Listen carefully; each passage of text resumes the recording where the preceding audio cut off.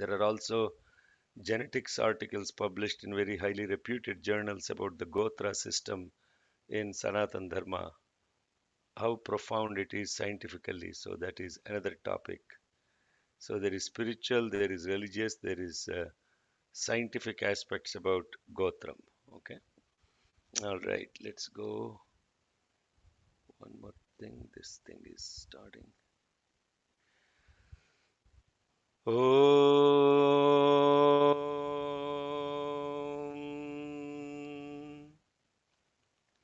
Om.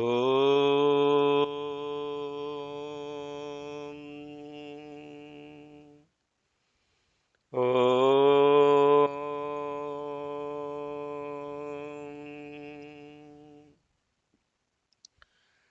शुक्लाम्बरधरं विष्णुं शशिवर्णं चतुर्भुजं प्रसन्नवदनं ध्यायेत् सर्वविघ्नोपशान्तये गुरुर्ब्रह्मा गुरुर्विष्णुर्गुरुर्देवो महेश्वरः गुरुः साक्षात् परब्रह्म तस्मै श्रीगुरवे नमः हृदाकाशे सदा भान्तं शान्तमानन्दरूपिणम् ज्ञानभानुमहं वन्दे सद्गुरुं सत्यसायिनं ॐ श्रीं ह्रीं श्रीं श्रीगुरवे श्रीसत्यसायिनाथ श्रीपादुकां पूजयामि नमः ॐ श्रीं ह्रीं क्लीं श्रीपरमगुरवे श्रीशिरडिसायिनाथ श्रीपादुकां पूजयामि नमः ॐ श्रीं ह्रीं क्लीं श्रीपरमेष्टिगुरवे श्रीदत्तात्रेयस्वामि श्रीपादुकां पूजयामि नमः सद्गुरु चरणारविन्दाभ्यां नमः हरिः ॐ खड्गं चक्रचापगदेषु परिघाञ्छूलं भुशुण्डीं शिरः शङ्खं सन्दधतीं करैस्त्रिनयनां सर्वाङ्गभूषावृतां नीलाश्मद्युतिमास्य पाददशकां सेवे महाकालिकां यामस्तौ स्वपिते हरौ कमलजो हन्तुं मधुं कैटभम् ॐ नमश्चण्डिकायै ॐ ब्रह्मोवाच त्वं स्वाहा त्वं स्वधा त्वं हि वषट्कारस्वरात्मिका सुधा त्वमक्षरे नित्ये त्रिधा मात्रात्मिका स्थिता अर्धमात्रा स्थिता नित्या यानुच्चार्या विशेषतः त्वमेव सन्ध्या सावित्री त्वं देवि जननी परा त्वयैतद्धार्यते विश्वं त्वयैतत्सृज्यते जगत् त्वयैतत्पाल्यते देवि त्वमत्स्यन्ते च सर्वदा विसृष्टौ सृष्टिरूपा त्वं स्थितिरूपा च पालने तथा संहृतिरूपान्ते जगतोऽस्य जगन्मये महाविद्या महामाया महामेधा महास्मृतिः महामोहा च भवति महादेवी महेश्वरी प्रकृतिस्त्वं च सर्वस्य गुणत्रयविभाविनी कालरात्रिर्महारात्रिर्मोहरात्रिश्च दारुणा त्वं श्रीस्त्वमीश्वरी त्वं ह्रीस्त्वं बुद्धिर्बोधलक्षणा लज्जापुष्टिस्तथा तुष्टिस्त्वं शान्तिः क्षान्तिरेव च खड्गिनी शूलिनी घोरा गदिनी चक्रिणी तथा शङ्खिनी चापिनी बाणभुशुण्डी परिघायुधा सौम्या सौम्यतरा शेष सौम्येभ्य स्तवति सुन्दरी परापराणां परमा त्वमेव परमेश्वरी ॐ शान्ति शान्ति शान्तिः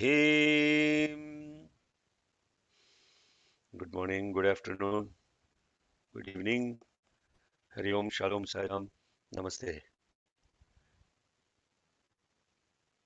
We are studying the stuti of Brahma to invoke Yoga Nidra or Mahamaya associated with Mahavishnu during the Kalpanta. And we now have finished almost three-fourths of the Brahmastuti. Until now, he has, until the next sloka, he has described the absolute nature of the mother, starting with that she is the Omkara itself, and that she is the cusp where the intellect goes through these phases of gunas. She is the life sustaining force. She is the one that supports the universe, that sustains the universe, that maintains the universe, and also dissolves the universe. She is the ultimate in knowledge. She is the ultimate in this ability to create the world bound by name, form, and function. She is the ultimate as in supreme intelligence. She is the ultimate in supreme memory, the ultimate in supreme delusion. She is the ultimate effulgence. She is the ultimate being. She is the one that is manifested as Prakriti and subject to the three gunas, and she is that which persists through Kala, through Maha, through Moha, which represents the aspect of the time and the entire universe, and also related to that which is subject to relativity. She is the Shri, she is the Hri, she is the awakened intellect. She is modesty supreme in protecting dharma. She is physical and mental nourishment. She is the ultimate peace and forbearance. And this mother can be seen as two forms, one that is the Ghora and the other that is the Aghora. The Ghora aspect of which, in which she is adorned with the sword, the trident, the mace, the discus, the conch, and the bow, the arrows, and the slings, etc. And she is also the most beautiful and the highest in sattvic aspects related to gentleness, and the most beautiful out of the gentlest of the gentlest. She is the ultimate being that pervades both here and there, para, apara, right here and now, and as well as above and beyond that. Now, the next slokam we are going to, Pavani, you can chant ma and you can share the screen. Hopefully, your internet is in good shape today. It looks good so far, Uncle. And the inner net. Yes, absolutely. Okay.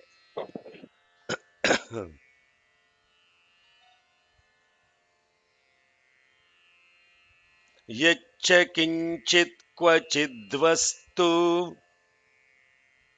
यच्च किञ्चित् क्वचिद् वस्तु यच्च किञ्चित् क्वचिद् वस्तु no dirgham there.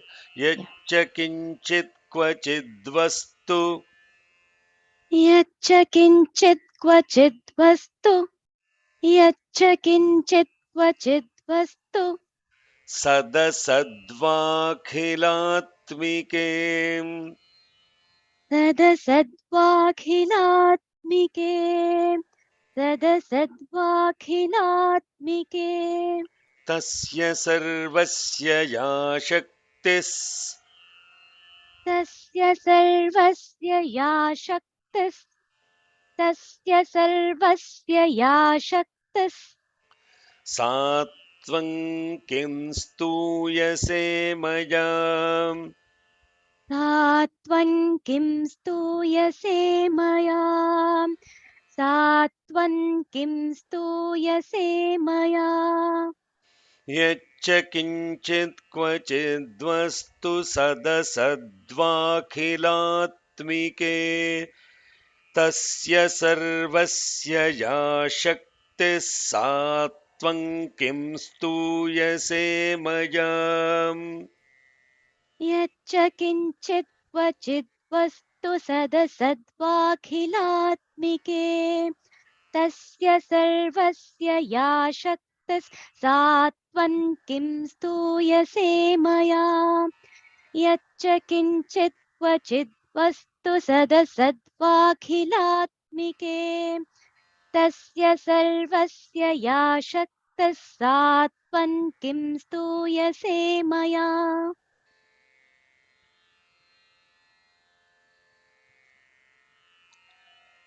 Yat cha kinchit kvachid vastu sat asat va akhilatmike tasya sarvasya ya shaktihi sa tvankiyas tvaking tvam kim stuyase maya tasya sarvasya ya shaktihi sa tvam kim stuyase maya.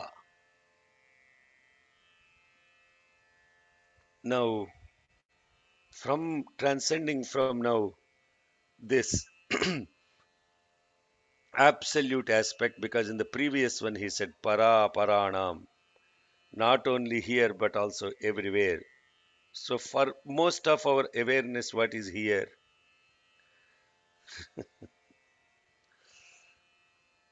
We cannot understand apara, forget about it. We can't understand para, but we can't even understand what is here and now. So Brahma is really making sure that there is no confusion when you keep saying you are the Parameshwari, you are the ultimate, you are this, etc. The danger is that we say, oh, this is something ultimate that is beyond my reach. This is beyond my comprehension. This is beyond my ability to understand. So it is something somewhere. Huh? It is something somewhere somehow.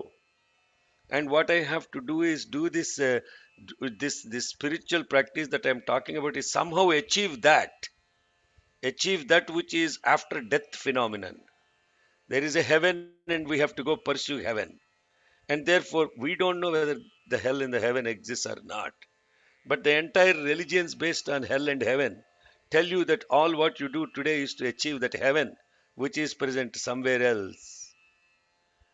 But the beauty of this Sanatana Dharma is so profound that it is actually saying it is not that only, it is right here and now, right here. Yat, yat, yat cha kinchit, whatever that is here and now, absolutely kinchit, even the tiniest portion, whatever you are seeing, wherever you are seeing, however you are seeing, whenever you are seeing, real and unreal, everything in your comprehension, for all of that, she is the being. You are the being. He's saying, you are the being to the mother. And that you are the being, you are not only the being, but because of you, they get empowered. So, what does that mean? Question is, question has to come is, how can that be? Question has to come, what do you mean by Sat, Asat? What is Sat? What is Asat? And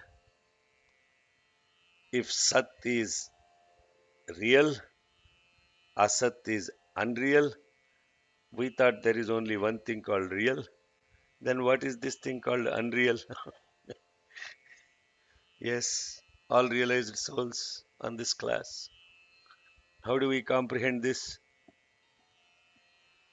Asato ma sadgamaya. In many centers, they whoever did this translation from untruth to truth, they chant untruth to truth. There is nothing called untruth. It's actually real and unreal, from the unreal to the real. So what does that mean? The word real and unreal. What do those words mean for us?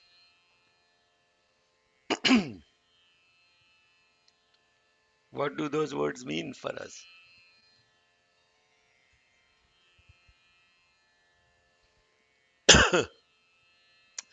So, okay, somebody put snake to rope. Okay, elaborate on that, ma. No, when we see the rope, the ignorance tells us it's the snake. So it's not real, right? The reality is the rope. So our ignorance tells it is the snake. Yes. So, what? Yeah, that's a good analogy to be able to connect to this concept of real and unreal. So the question that is asked now is, when is the snake real? Always. In Oh, the when is the ignorance. snake real? It's when we are dawned with the ignorance. Yeah, it is when it is dark. When the light is not clear. Yes. Yes. But then the the one second, somebody is tripping. Okay. So how do we define then what is unreal? Whenever we don't have the complete awareness of a particular subject, that's when it becomes unreal. Good. And so therefore, is world real? World is still real as how it exists. Then what is real in the world?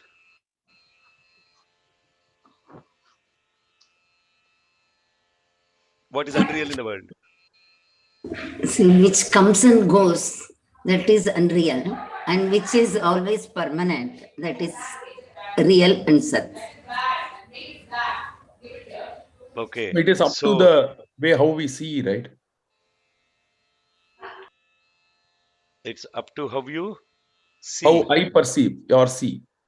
Okay. So how do we understand that which is present in both?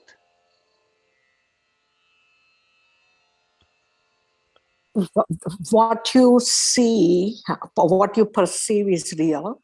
What you experience is unreal. Okay.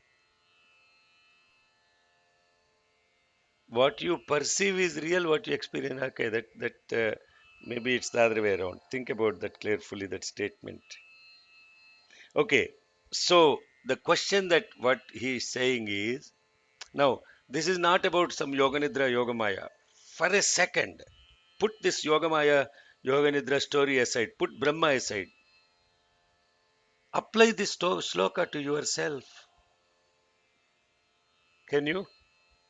Can each of us apply this sloka to ourselves? And then you will see the most phenomenal, I don't want to use the word experience, revelation.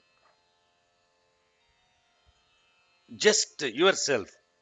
Whatever you are seeing, minutest to everything, wherever you are seeing, however you are seeing, you are the one that is the part of it, and you are the one that gave power to it. And what is the last part of it? Therefore, how can I praise you? Is therefore, how can I be aware of yourself? I'm turning the sloka into completely inward. Forget about Brahma, forget about Yoga Nidra, Yoga Maya, that there is something present that is God, that is present somewhere else, etc. We started this class saying that Sanatana Dharma is here and now, applicable to each and every one of it, is in 100% truth. If that is the case, how do you make this shloka relate to this shloka to yourself? Yat cha kinchit, whatever little or whatever is present there. However, kvachid vastu, there is another beautiful word here. Vastu. Vastu means in transliteration of the word vastu means object. Whatever object, however, wherever you are, that aspect of it, you are the one that is present in that, and you are the one, the entirety of everything, and in the context of the enablement or the power given to that, and therefore, how can you comprehend yourself? What a beautiful, I don't know. I mean, I'm smiling because this is like, how can the Rishi be so incredible that he bundles the entire Vedanta in one shloka, entire Vedanta, entire Advaita philosophy in one shloka.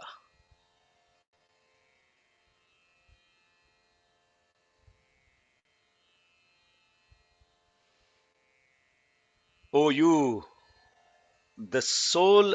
This I'm reading this shloka in English so that those that are not connected to the Sanskritam words can actually look at this in their own awareness of language. Oh, you are the soul and embodiment of everything, whatever, wherever, and however a little thing that exists, both real, either real or unreal, all of that you are empowering. Therefore, how can you be extolled by me? Ah, we can get lost in this. I will lose people on this because it is similar to Om Tat Sat. Yeah. So no, how does that? I understand. So you're bringing in another metaphor, but I'm asking the question: how do we relate to this? It's like a Mahavakya. Yes, it's not Om Tat Sat. It is actually you are everything, right? And now that Sat, Om Tat Sat means you are that real Om, but there is no unreal there. But here we're talking about real and unreal. So Om Tat Sat, there is no Asat, no? And the Om is, so please meditate on this sloka. But for right now, you leave it thinking that some Brahma is praising some Yogamaya. If you leave it like that, that's all it will remain. You will be in this state where you're always looking to become something rather than being something. The real spiritual experience is not to try to become something. The real spiritual experience is to be something. And if you actually did you all look at the thought for the day from yesterday on November 5th from Swami? Huh? Please make that as one of your practices, like breathing. Look at thought for the day for Swami, and I'll read it for you from yesterday's thought for the day, November 5th. O ye, children of immortality, listen. Listen to the answer given in the message of the rishis, who had the vision of the most majestic persons, Purushottama, who dwells beyond the realms of delusion and darkness. O ye human beings, brothers, the only means for you to liberate yourselves from this succession of deaths is knowing Him. Do not imagine that you are sinners, for you are heirs to this eternal bliss. Did I read this yesterday? I think I did read Yes, it. Anna. Yeah, Yeah. yeah. So this is following that. You, oh you are the soul of everything, the minutest that exists in whatever, wherever, however, and you are the one empowering it. Therefore, how can you be praised by me? Beautiful shloka. And then the next set of it is, he keeps iterating this point in many, many ways. Although it is the stotra of the Brahma to invoke the stuti of the Brahma, who is the Brahma in you, and apply that that is the Brahma in you that is saying this. Then this becomes live. You are in the story. You are the story. You are the script. So, who is the Brahma in you? And if you apply to that from that point of view, the Brahma is this higher sattvic mind. And the Madhu and the Kaitaba are the two lower minds associated with slumber as an attachment and movement towards that sweetness or attachment. All the three are in you, but the higher mind is now doing this stuti. So, what does that mean? That even the higher sattvic mind cannot describe that which is the soul and the source of every single thing, the minutest in whatever, however, wherever, and is empowered by that which is beyond this sattvic mind. I think I gave the essence of the whole of it. But the questions profound are still raised. What is the definition of unreal? What is the definition of real? And in the context of this sloka, there are three parameters that are being raised. Everything, whatever, wherever, however. Whatever, wherever, however. What are the three vectors? So that which exists in the context of whatever, wherever, however, that is what is called vastu.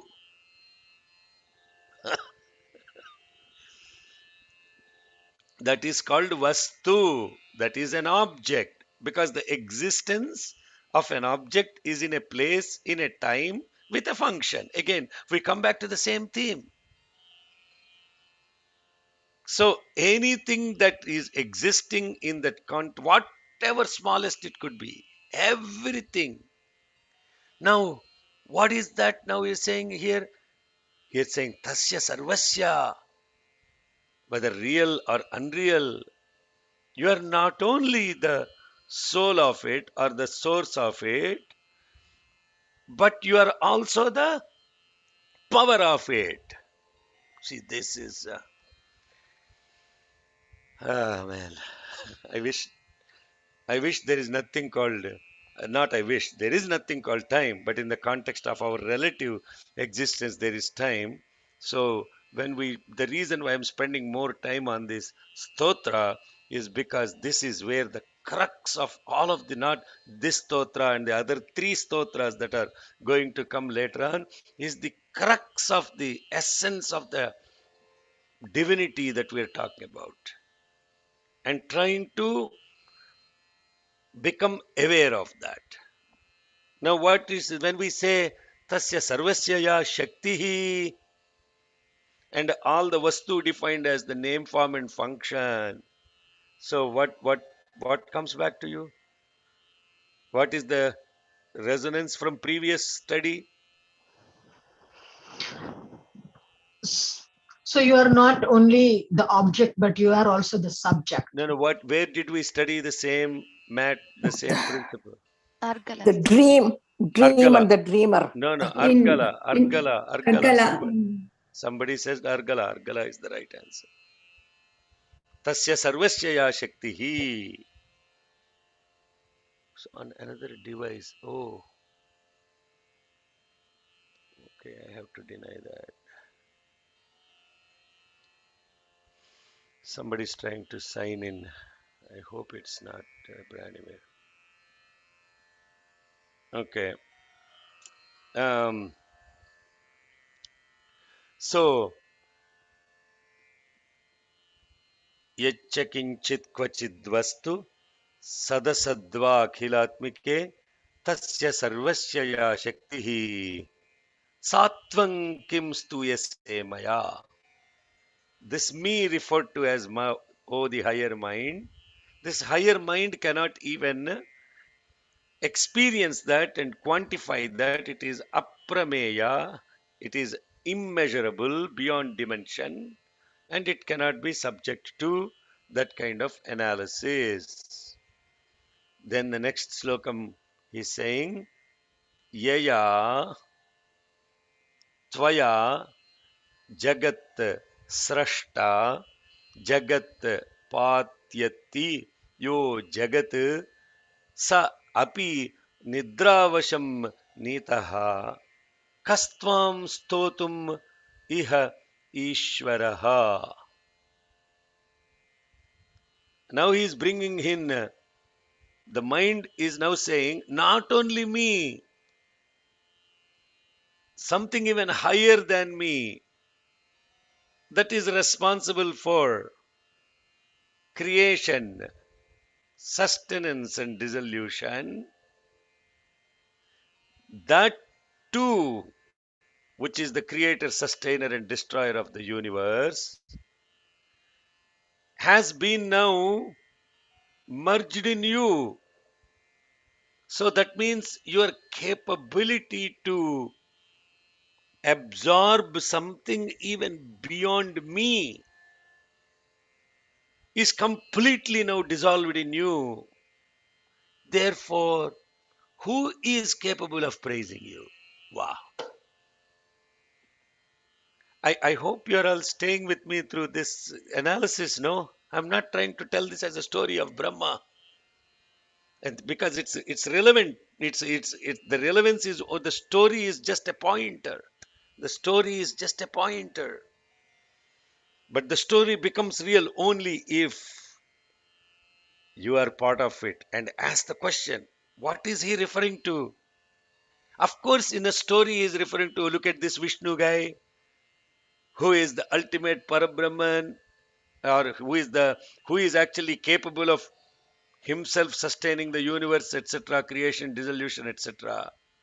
Even that guy is now, when associated with you or dissolved in you, is completely in this state of yoga, in union with you.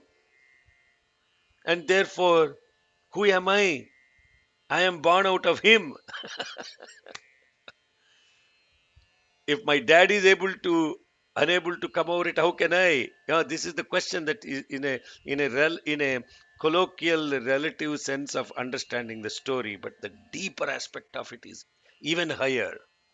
Where is the mind emerging from? Where is the sattvic mind coming from?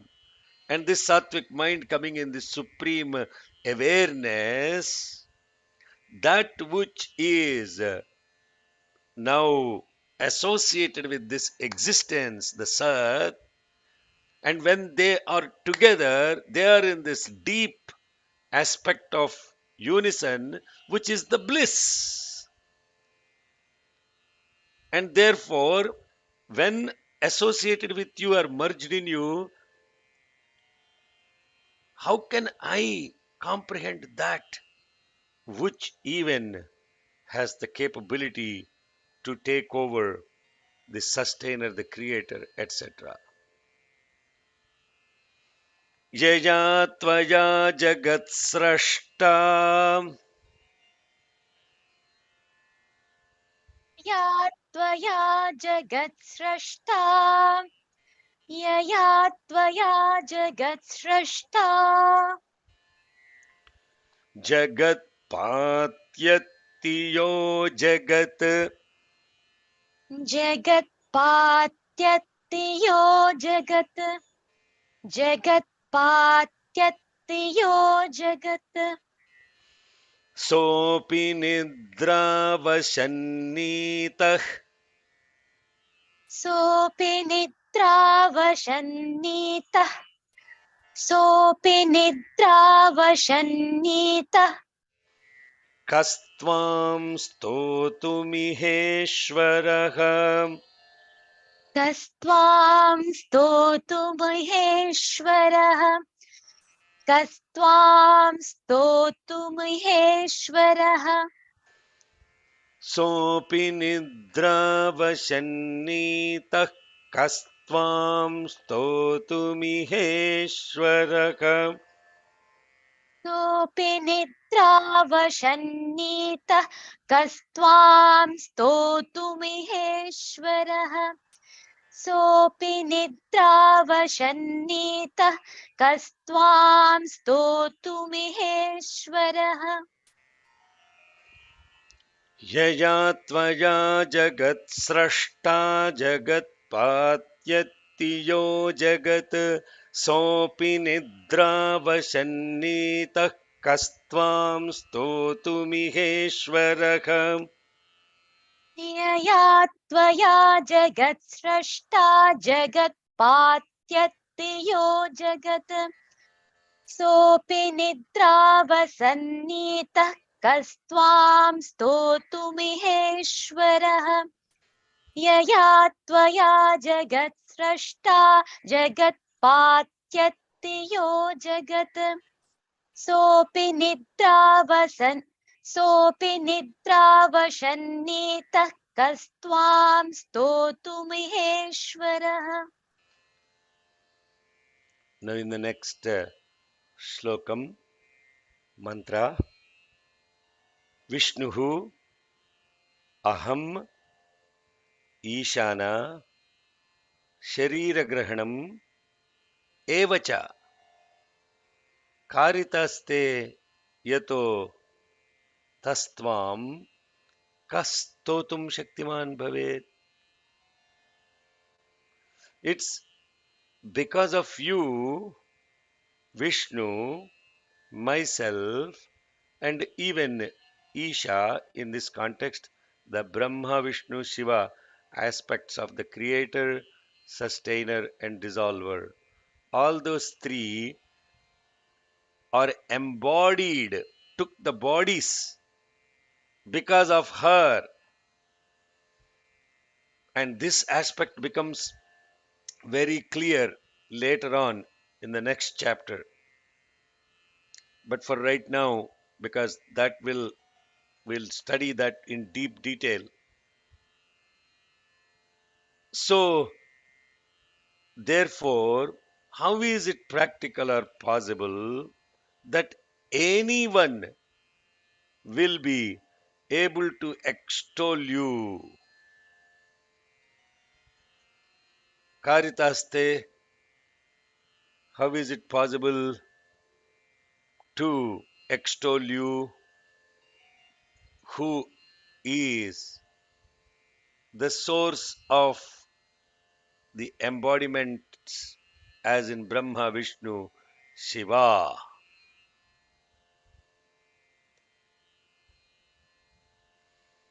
That's the simple meaning of it.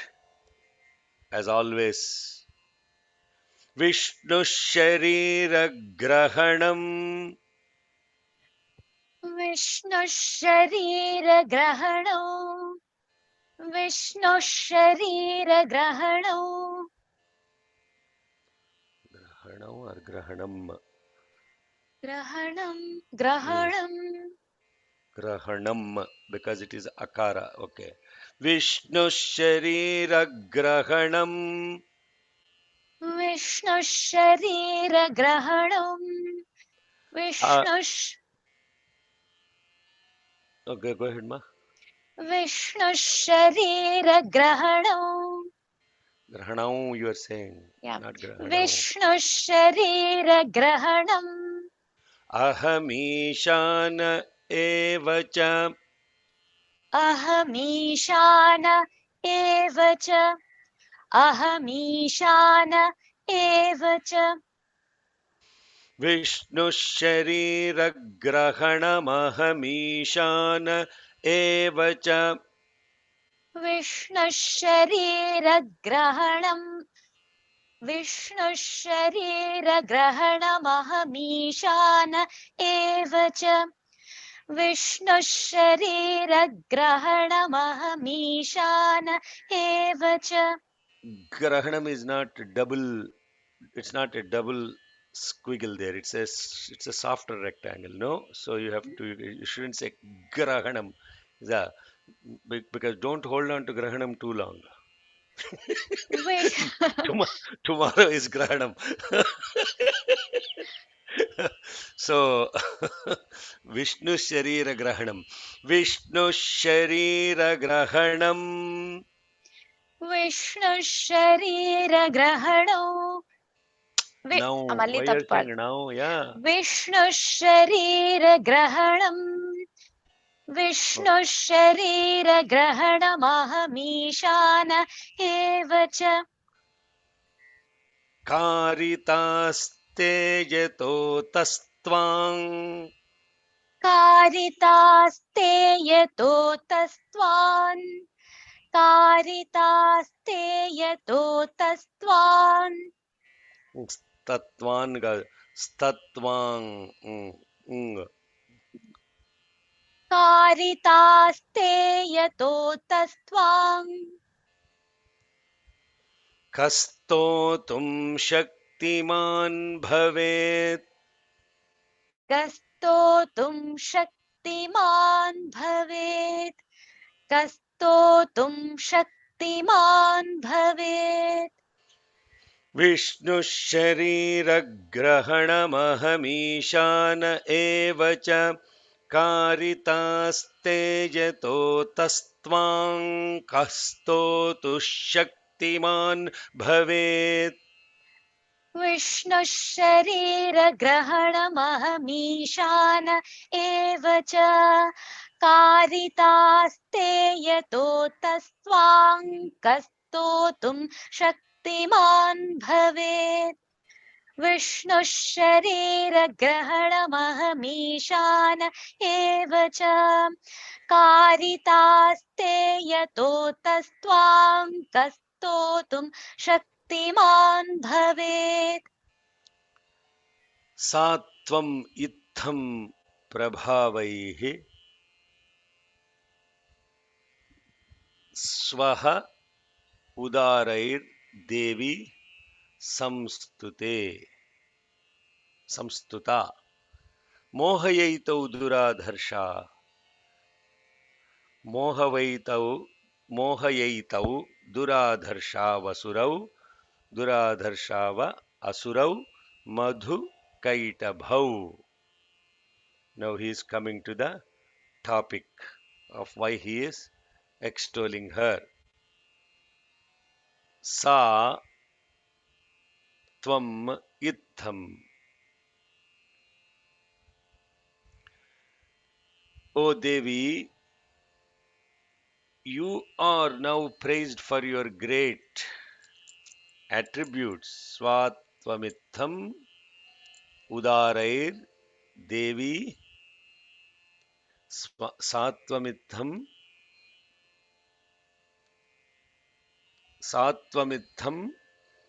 prabhava, your greatness, your prabhava means your influence. your aspects. Svairudarair Devi Samstha, I have extolled to the extent I can.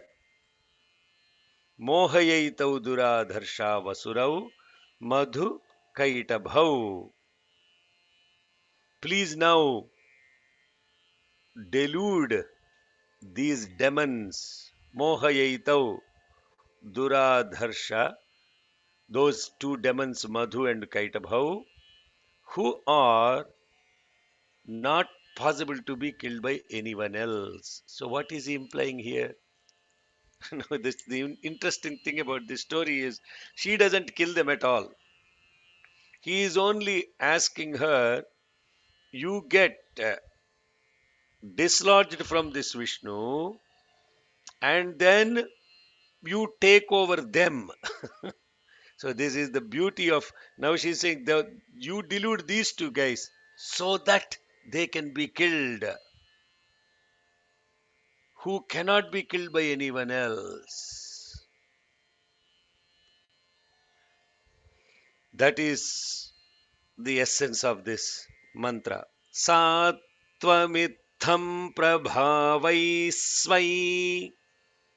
सात्वमित्थं प्रभावै स्वैर् सात्वमित्थं प्रभावै स्वैर् उदारैर्देवी संस्तुता.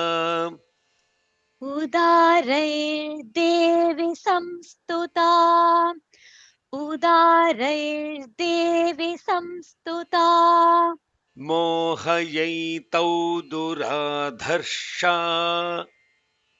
मोहयैतौ दुराधर्षा मोहयैतौ दुराधर्षा असुरौ मधुकैटभौ.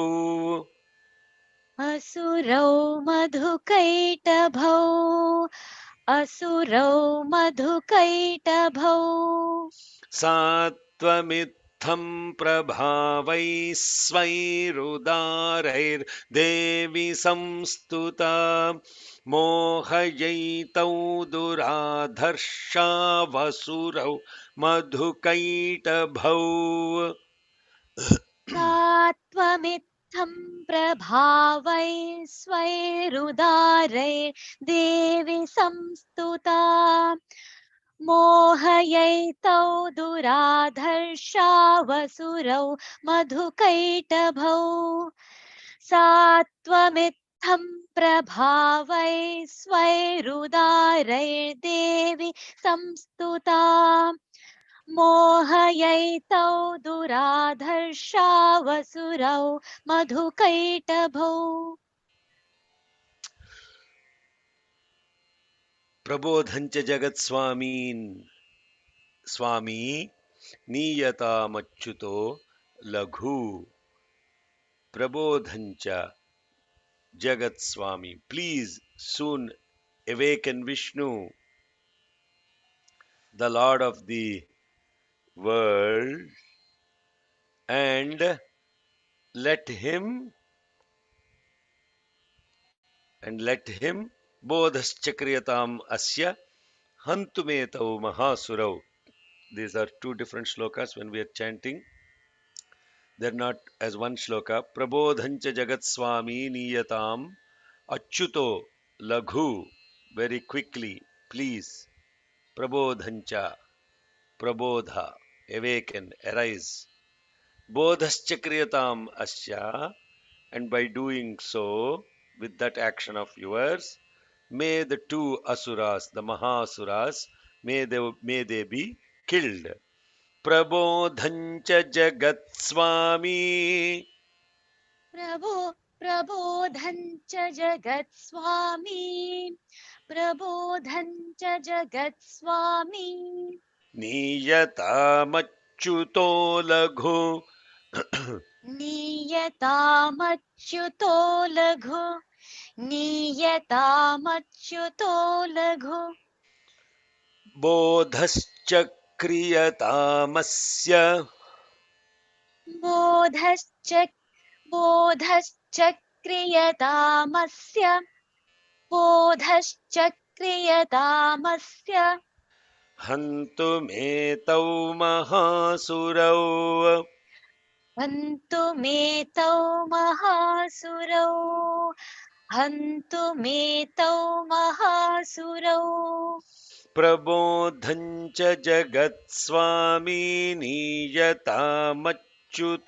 लघो बोधश्च क्रियतामस्य हन्तुमेतौ महासुरौ प्रबोधं च जगत्स्वामी नीयतामच्युतो लघु बोधश्च क्रियतामस्य हन्तुमेतौ महासुरौ प्रबोधं च जगत्स्वामी नीयतामच्युतो लघु बोधश्च क्रियतामस्य हन्तुमेतौ महासुरौ.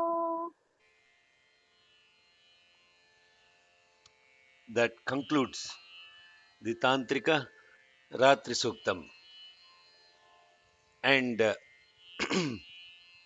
this beautiful hymn, in summary, brings the context of what this Mahamaya is from a point of view of that which has, in association with which, you will be totally blissed out and become unaware of anything whatsoever, and therefore you have to so call this one who is in Atma Rata, that is in the total bliss of association with the self, supreme self, have absolutely no agenda of action. They won't be involved in any action. They don't have any agenda. So this is the this is the essence of what we're talking about. Swami doesn't have a purpose of life or a pursuit of life or anything like that. The one who is the completely realized Jivan Mukta doesn't do action based on pleasure, pursuit, purpose, because all those will come under this category of prayers. This is the study of Gita Vahini right now we are doing in study circle. Exact same topic. Action in inaction, inaction in action. How do we actually comprehend what action is, what inaction is? Now what we are trying to see here we are looking at the Supreme Brahman in association with the Mahamaya will, until that those two, without the Mahamaya, he is the Parabrahman. When associated with Mahamaya, he is Ishvara, and Ishvara will not get into any action unless relieved from this Mahamaya in order for him to establish dharma. So this is a very beautiful, deeper spiritual topic. But as far as we are concerned, just think about how many actions that we perform based on some purpose, pursuit, or pleasure. 99.999999999% of our actions are that. How many actions of ours are truly propelled by the awakening that is happening? Therefore, when we chant Suprabhatam, we say, Uttish, Uttishtottishta Partisha, Uttishta Jagatipate, Uttishta Karuna Purna, Loka Mangala Siddhaye. Who is waking up God, sir? Uttishtottishta. God is sleeping, no? God is in a complete self-absorbed mode of total Atmarata, Atmanishta. To be the Atman means to be dissolved into total consciousness where nothing exists. And for certain actions that have to be done, you have to invoke this divine supreme being to come. And that is what is called as Dharma Samsthapanardhaya, Lokamangala Siddhaye. Lokamangala siddhaye uttishta, uttishta, uttishta. And that uttishta has three aspects. Uttishta jagatipate, uttishta karunapurna. Now we're going into Prabodhancha Jagat Swami. What is this Prabodham? This is Suprabhatam. Study Suprabhatam of Bhagavan Sri Satsai Baba. You will really understand beautiful aspect, the spiritual aspects embedded in Suprabhatam. How each step describes how we transcend ourselves in awakening. The awakening is not about Bhagavan, because if he sleeps, we will all be wept, slept, swept. So this concludes this beautiful awakening stuti, and this awakening stuti is completed. Then the Rishi is saying, which Rishi is saying?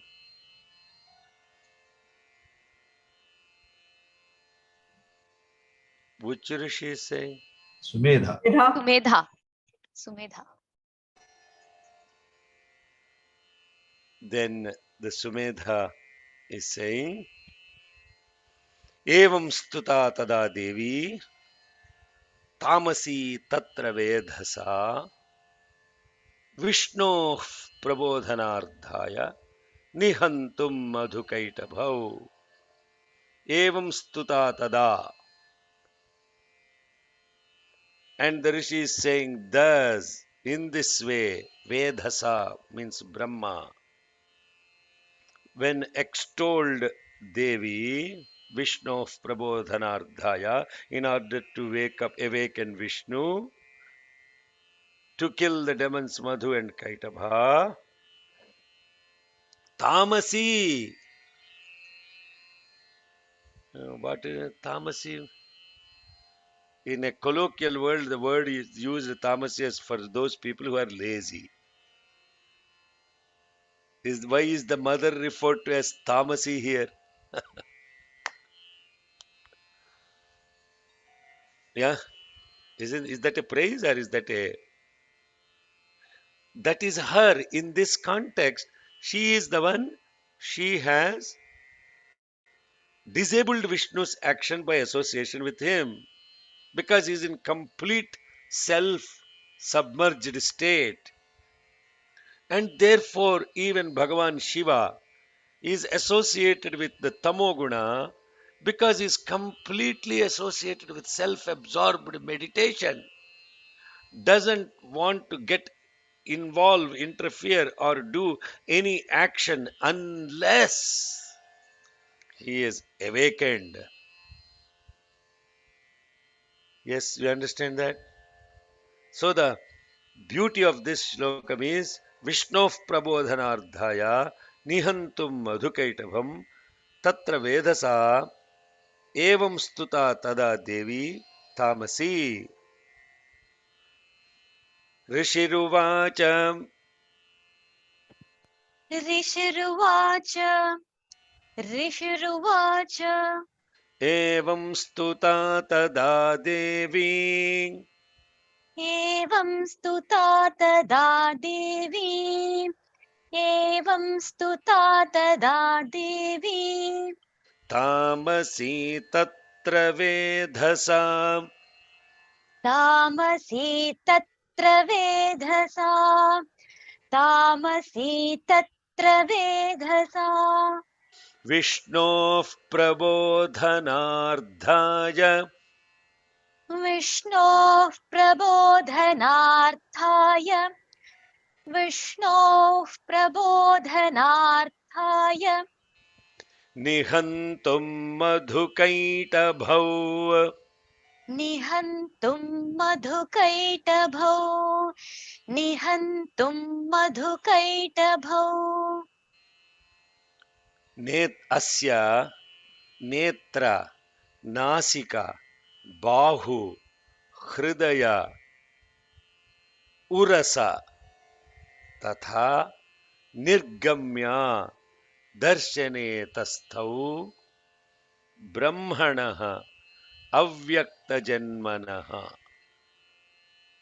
Netra, eyes, nasika, nose, bahu, shoulders, hridaye, heart, urasa, chest. From all these places of Bhagavan Vishnu, Nirgamya, emerged this beautiful Devi, Darshane tastau Brahmano, Brahmanaha, Avyakta Janmanaha.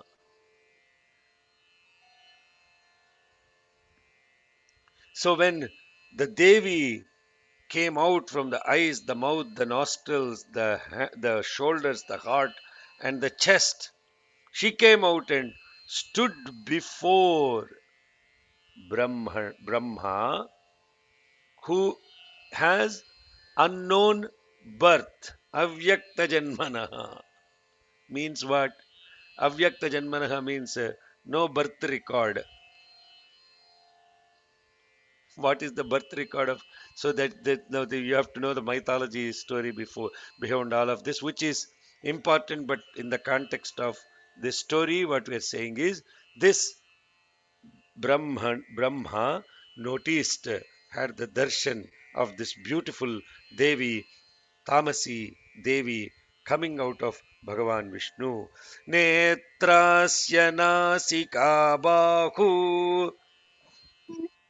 नेत्रास्य नासिका बाहु नेत्रास्य नासिका बाहु हृदयेभ्यस्तथोरसः हृदयेभ्यस्तथोरसः हृदयेभ्यस्तथोरसः निर्गम्य दर्शने तस्थौ निर्गम्य दर्शने तस्थौ निर्गम्य दर्शने तस्थौ ब्रह्मणो व्यक्तजन्मनः ब्रह्मणो व्यक्तजन्मनः ब्रह्मणो व्यक्तजन्मनः I think I might have chanted Brahmano Vyaktajanmanaha.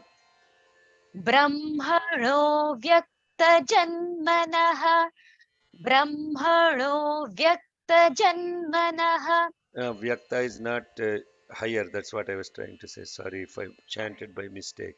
Netrasya nasika bahu hridayebhyastathorasakha nirgamya darshane tasthau brahmano vyakta janmanakha. नेत्रास्य नासिका बाहुहृदयेभ्यस्तथोरसः निर्गम्य दर्शने तस्थौ ब्रह्मणो व्यक्तजन्मनः नेत्रास्य नासिका बाहुहृदयेभ्यस्तथोरसः निर्गम्य दर्शने तस्थौ ब्रह्मणो व्यक्तजन्मनः So it doesn't mean that the mother is only present in those places. Okay, just we have to be clear about that. Indicative about Netra, Nasika, Bahu, Hridaya, Urasa. These parts represent the Ichha Shakti, Jnana Shakti, Kriya Shakti. Okay, there is so much of connectivity to this. So, who is the mother? She is the Ichha Shakti, Jnana Shakti, Kriya Shakti. So, Netra, Nasika, shoulders and netra nasika associated with the jnana shakti, jnana ichha shakti is coming from those. The uh, the kriya shakti is coming from the shoulders. Hridaya Vurasa representing the jnana shakti. So the Shakti aspect of it emerged out of the mother, and Brahma had a beautiful darshan. That is the place where we can pause and come back next week to study the hopefully complete the next the first chapter here, Prathama Charitra. And a gentle reminder to all of you that we are also studying now Go Suktam, and Go Suktam will happen today at 2 o'clock California time over Zoom as well, and the Zoom link you must have already received. And Go Suktam will be part of our sadhana, daily sadhana for the charm 2023. Therefore, if you don't learn it properly and then you get lost later, it's I cannot. Uh, you can only take a horse to the water, and you can never make it drink.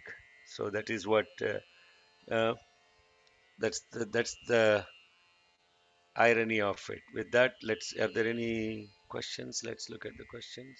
Oh, chat is completely clear. Sairam Thank uncle, what does Yes. Nihantum mean? Nihantu means to kill. Avyakta? Avyakta means unmanifest. Thank you. Mm. Yes, Nihantu means to kill. Avyakta means unmanifest or unknown. Avyakta janmanaha. Avyakta janmanaha. In this context, avyakta means unknown birth.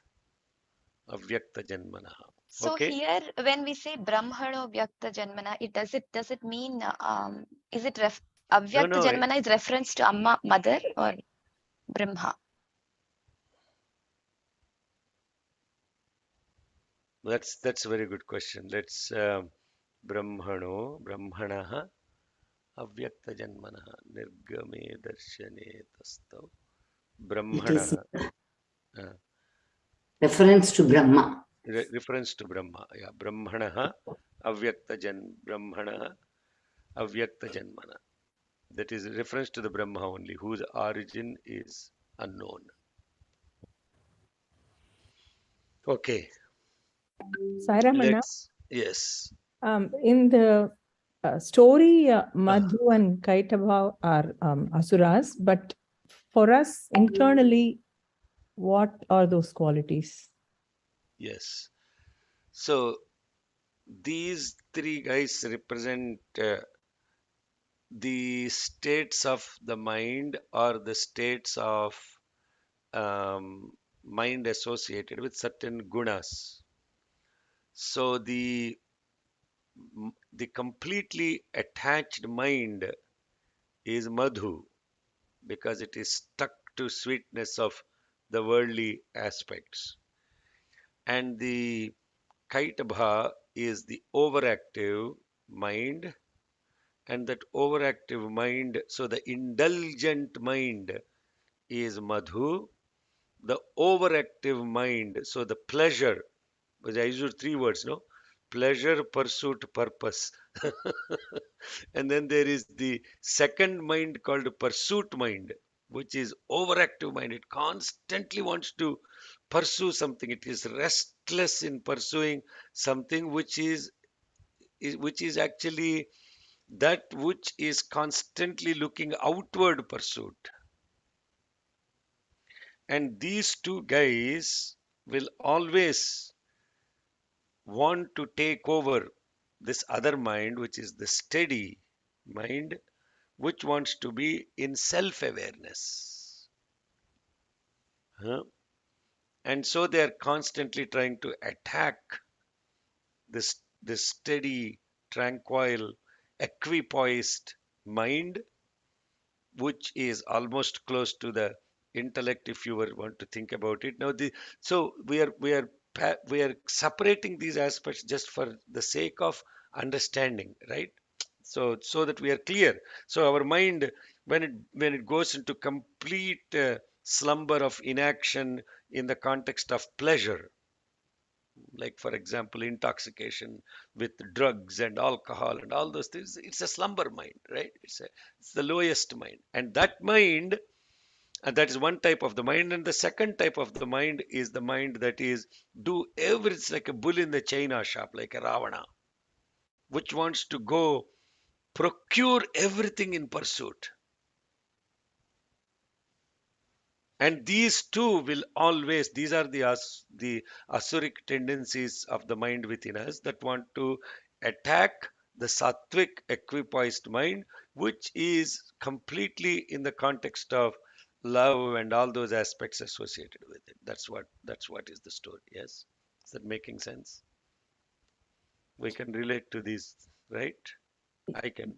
Yes, Anna, the challenge is like you're in this world where you're pursuing something all the time and you're always pursuing to get better at it. And how do we still keep the poise? And because everything, even for a child, we tell them, get better at these things, keep working harder. You have to become this person or that person. You have to achieve this in life. And that's where we completely lose and we go away from going internal. Yes, so that's a very beautiful point. This is the crux of it. So what, in what we are talking about there, we are constantly telling ourselves and others to become something. So it's always externally driven. You have to be like someone. Oh, look at that fellow, your brother. He's so perfect in everything. How come you are like an idiot? You don't. So we are always telling people to compare and contrast and compete. But what we are, that is that is the most deadly approach of training the mind, versus are you constantly competing in the context of your own self and your vagaries of the mind? Are you now connected to that being within you, and that being which is now perfection, and that is even superior mind compared to these two other minds?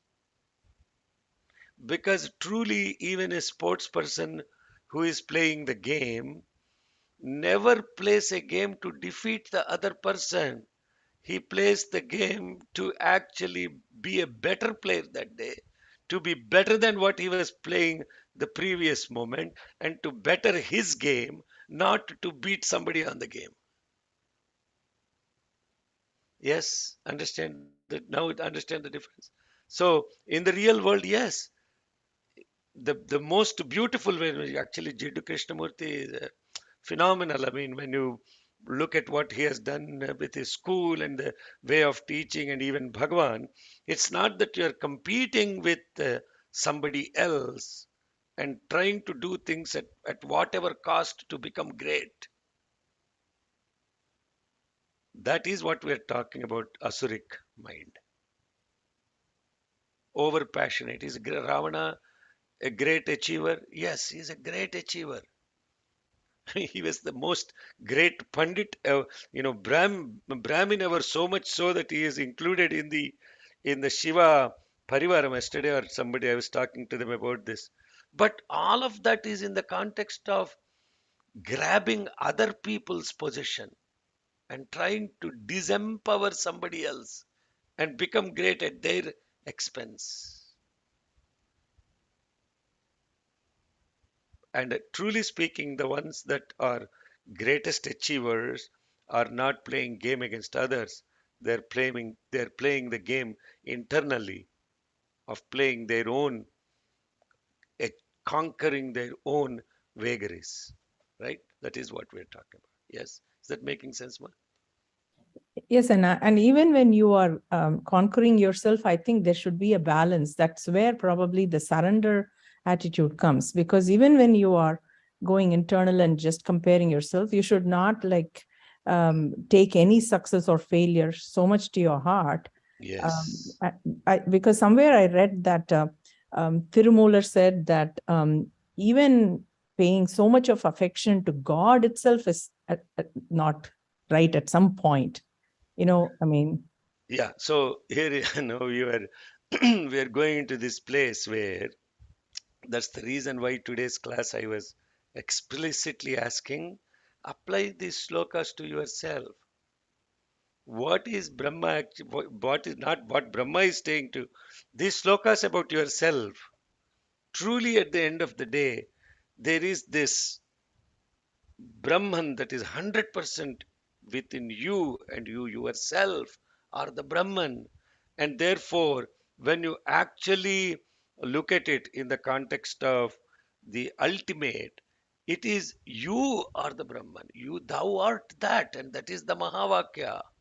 Now, the trap that we fall into is, if that is the case, right? Do I need to stop practicing yoga? Do I need to stop singing bhajans? Do I need to stop going to center? I don't need a picture of Bhagavan. I don't need all of this. So all of this, then what happens is you have created that you is the most lynch point word.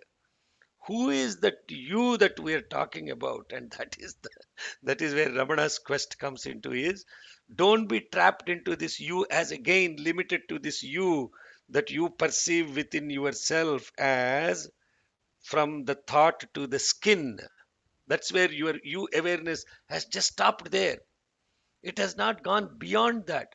But if that awareness of yours has expanded beyond that, so that you meaning as the total oneness, and you do not see the difference of your ego self from the real self, then yes, abstract, idol worship becomes itself, or the duality of you are separate from God and trying to go around in pursuit of that God which you yourself is within you, becomes an anomaly. See, that's the catch 22 as they call it, right? And you read the stories of these great bhaktas. Every one of them will come into this dilemma. The greatest bhaktas with greatest surrender. Take Tukaram, take Gora Kumbha, take all these stories. There is one common theme. They're so much in awe with this God, and in this relative world, God will come become their servant. How many stories we have heard? God will come wash the clothes. God will do pottery. God will do this. God becomes a barber. Panduranga. These are all stories of Panduranga. God becomes the one who does chekki for Janabai. Huh? And all of these things happen. But the moment they realize, the God disappears. So where has the God that existed as a boy serving them until then? It's a projection. And the moment you notice the projection is gone and you have self-realization.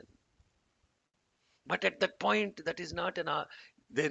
As long as you look at a God with a name, form, and a function, a Vishnu, a Shiva, whatever you are projecting outside, or Devi, those things are pointers that will ultimately take you to self-realization, but they are not the self-realization. There's projections of your sattvic mind. Okay, we will pause here. That's a deep Vedantic question, and many of you will get confused about analyzing it. It is a good confusion. So you have to ask the question, anything in this world, including gods, when you refer to them with a name, form, and a function, they are still not your true self. But then why do I need to worship? What happened? Why do I need to, why can't I sing Coca-Cola, Coca-Cola, Coca-Cola? Why do I need to sing Sri Rama, Sri Rama, Sri Rama? Yes. The beauty with the difference between those two is, again, these are common questions. And somebody else has this question the other day. That's why I was saying, so therefore we don't need to sing bhajans. Why are we singing to Krishna? This is totally useless. I said, hey, dude, if you are singing to the Krishna in the context of the idol, Or are you invoking the ideal of the Krishna within you by singing that name? When you invoke the ideal of Krishna by singing his name, then who will you become? Kushyati iti Krishna. The one who loves all is Krishna.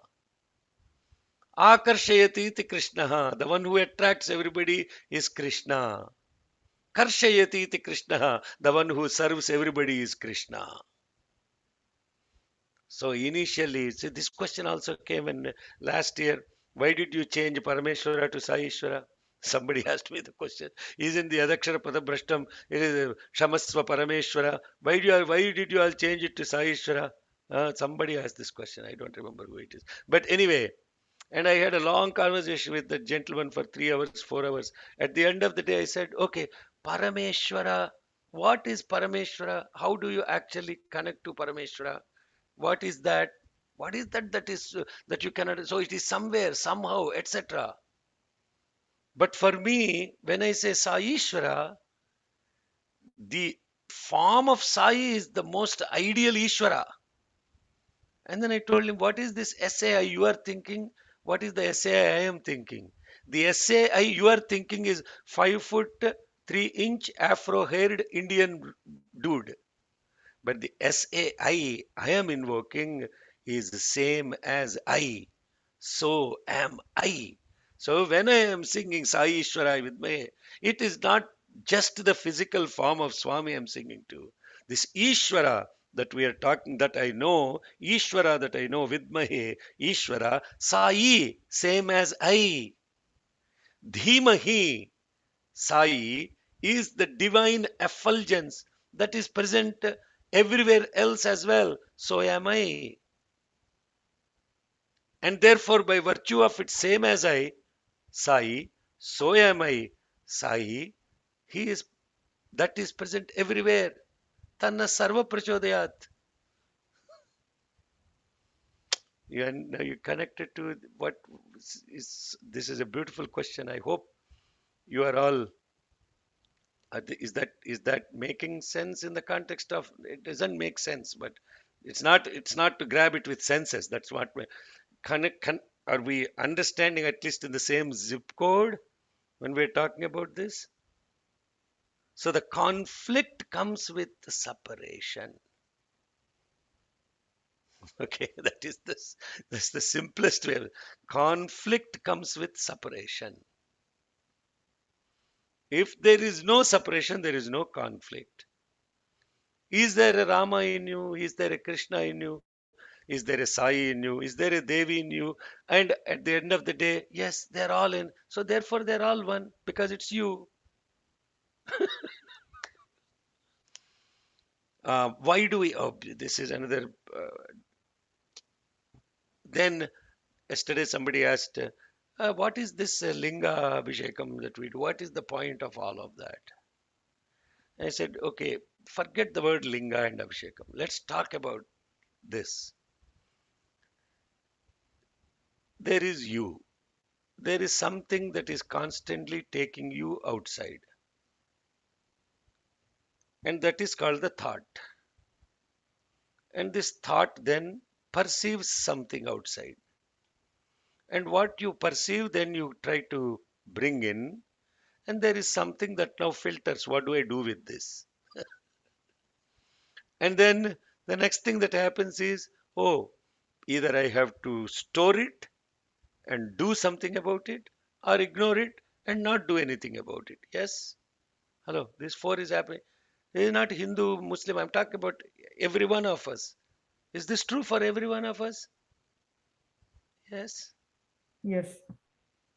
So there is one thing from which everything is emerging and also merging back. Yes. So that one process in which it is emerging and it is coming back and merging. And the Sanskritam word for that is linga. Liyate gamayate iti lingaha. Liyate gamayate iti lingaha. This is what is linga. Oh, okay, super. I said, if your hand is dirty, what you do? You go wash it.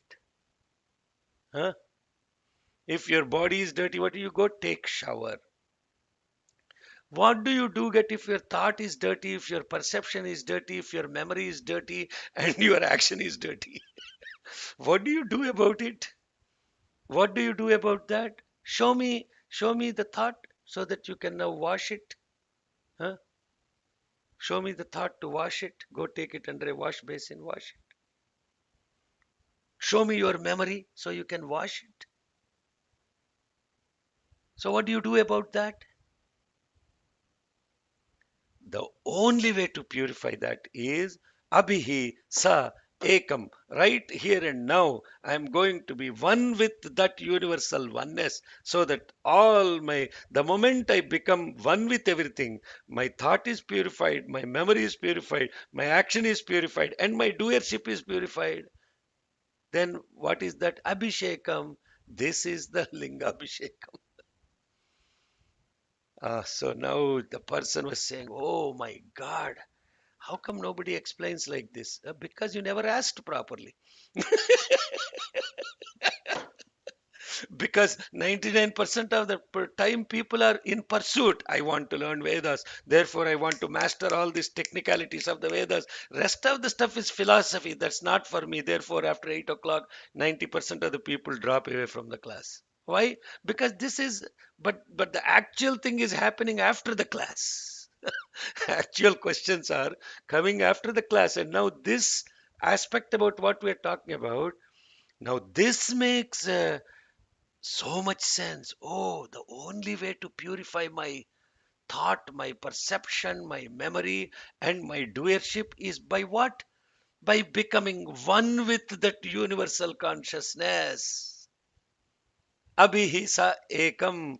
So then, why are we doing all this stuff? Oh, that's fantastic, no? Then I don't need to worry about putting a linga, putting all of this stuff and all those things, yeah? No, that's not true. Why it is not true? Because what did I say? It's called linga. Linga means from which everything is merging and emerging. It's not an object. It's not an object. It's something that I can.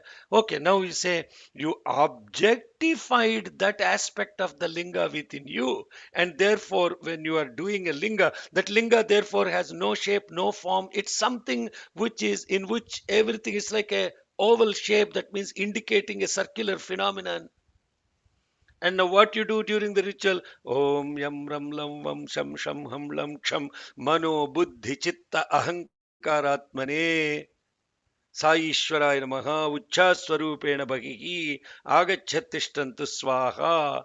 I am bringing the linga within me, as in manas, the thought, buddhi, the intellect, chitta, the memory, ahankara, the doer, all those four together called linga, and that linga within me I am bringing out in the form of my breath, invoking that into this external object called linga. And that linga, when it is done, then what do you do? Viniyogaha. Bring it back inside. Bring it back inside. So what are you doing? You're bringing out, worshipping it, bringing back inside. That is the ritual. And to do that, what you're doing, you put a tripod stand and you put a linga underneath that. And then you put a vessel on the top of it and pour water on it. And this water is falling. And the tripod stand is actually four pods, two hands and two legs. That's your body. The dharapatra is your head. The water is your thoughts. And the heart is here. Constantly these thoughts are falling in this heart. This is abhishekam. Now, that simple question that she asked, I talked so much. I don't know. Okay, now do I need to do anything? No, all of this is therefore not in pursuit of becoming. All of this is in pursuit of being. Becoming is external driven. Being is internal driven. Becoming becomes I want to imitate. I have to be somebody. Being is you don't have to be anybody. Just be yourself. And that yourself, just to be very clear, is not your awareness between your thought and the skin. That self we're talking about is beyond all of that. And then you will truly experience that one that we just studied in this thing. Yaccha kinchit kvachid vastu sadasadvakhilatmike tasya sarvasya ya shaktihi satvam kim stuyase maya. That is no, that's the full meaning of that shloka that we talked about. So if you empowered with your awareness, every object, whatever, wherever, however exists in your awareness, that awareness of yours, that means not simply the thought of yours, that awareness of yours of oneness, that is you, the true you, and that can never be extolled by me, as in the mind which is related to the, even the sattvic mind cannot extol it. So how beautiful. Etchakinchit jagadvastu, that etchakinchit kvachidvastu. Also there is a very similar mantra that we chant. Which one is that? Come on. There is a suktam in which we use exact same word. Yacchakinchit jagat sarvam drusyate shruyate piva antar bahishya tat sarvam vyapya narayana stitaha. Narayana Vishnu Suktam, Narayana Suktam. Narayana Suktam. Yeah. So what is that shloka? That is the same meaning. Yaccha kinchit kvachit sarvam drusyate shruyate piva antaha bahihi tat sarvam vyapya narayana stitaha. This is not the Narayana with the electrical poles we are talking. Okay. It's not the Narayana with electrical poles, nor is the Shiva with the railway tracks. This is Narayana really means that which is the awareness. Nara means jnana. Ayana means the path. That path of awareness. In this path of awareness of mine, yaccha kinchit kvachit sarvam, whatever I am, whatever, however, wherever, whenever that I am perceiving, jagat which is coming and going, the entirety of it, that is perceived through seeing and hearing and whatever, all my perceptual, this thing, all of, in which all of them is present, what? My awareness, Narayana Stitaha. That is it. Okay, Jai Sairam. Guzel, you're back from India? Yes? Yes, Sairam, Sairam. Good to see you. Jai Sairam. यदक्षरपदभ्रष्टं मात्राहीनं तु यद्भवेत् तत्सर्वं क्षम्यतां देव नारायण नमोऽस्तु ते। विसर्गबिन्दुमात्राणि पदपादाक्षराणि च न्यूनानि चातिरिक्तानि क्षमस्व साईश्वर। अपराधसहस्राणि क्रियन्ते हर्निशं मया दासोऽयमिति मां मत्वा क्षमस्व साईश्वर। अन्यथा शरणं नास्ति त्वमेव शरणं मम तस्मात् कारुण्यभावेन रक्ष रक्ष साईश्वर। हरिः ओम तत्सत् श्री साईश्वरार्पणमस्तु। स्वस्तिः प्रजाभ्यः परिपालयन्तां न्यायेन मार्गेण महीं महिषाः गोब्राह्मणेभ्यः शुभमस्तु नित्यं। समस्तलोकाः सुखिनो भवन्तु। समस्तलोकाः सुखिनो भवन्तु। समस्तलोकाः सुखिनो भवन्तु। ओम शांति शांति शांति। जय बोलो भगवान श्री सत्य साई बाबा जी की जय।